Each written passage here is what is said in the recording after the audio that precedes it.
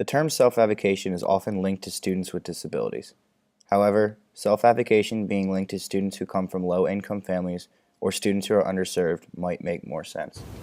A lot of times with low-income families, sometimes it's often a single parent, and that parent maybe has multiple children and is just surviving and is worried about making sure their children are fed and kept and well kept. As far as their education and their rights and whatever they're entitled to, they're simply not aware of it. They don't know where to go for that help, and it becomes a secondary matter of importance. So I think that has a huge part of why they don't advocate for their child or for themselves. According to U.S. News and World Report, in 2013, 33 states graduated less than 70% of their students with disabilities, and 16 states graduated less than 70% of low-income students. I do think that socioeconomic class impacts students' confidence and knowledge of self-advocacy.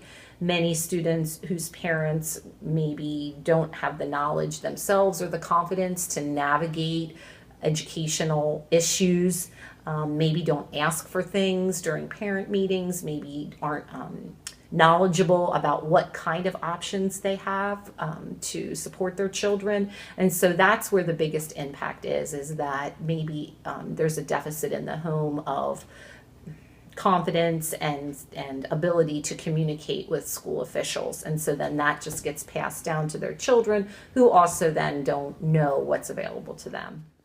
In higher education, college students need to advocate for themselves, helping their instructors to understand how they learn differently and how they need additional support. The thing is, I feel like it was harder for me because my parents didn't go to college and only had a high school education, so they didn't really know about all the resources that are available. Low income is another disadvantage that I have because these programs like aftercare or like a private tutor, like things like that, it costs extra money and it's just not available for some people, including myself. I think another reason why they don't self-advocate is they also are maybe intimidated or tentative with teachers.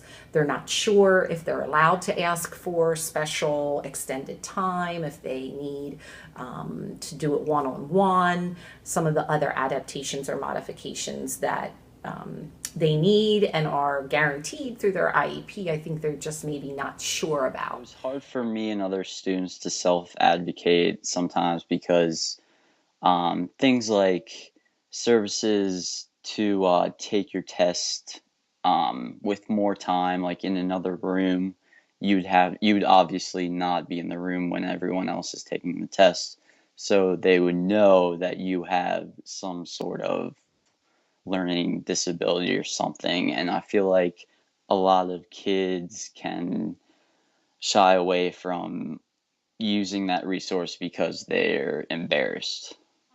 A lot of times, as a student gets a little bit older and they're aware of what helps them, what they need, but yet it's not socially accepted among their peers, a lot of times they don't want to admit that that whatever the service is, they're reluctant to accept it because they want to fit in with the rest of the class.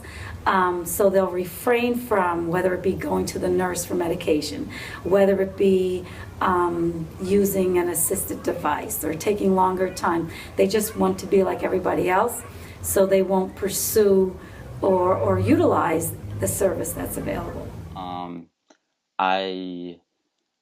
I think I could have done better on certain tests if I used the resource, but since it was like embarrassing to not be there with the whole class, I did worse on the test because I took it there. I think, a person will self-advocate, but if a person doesn't have that support, the family or some person guiding them, encouraging them, I think you know, that I believe is one of the reasons why many people with disabilities won't seek out,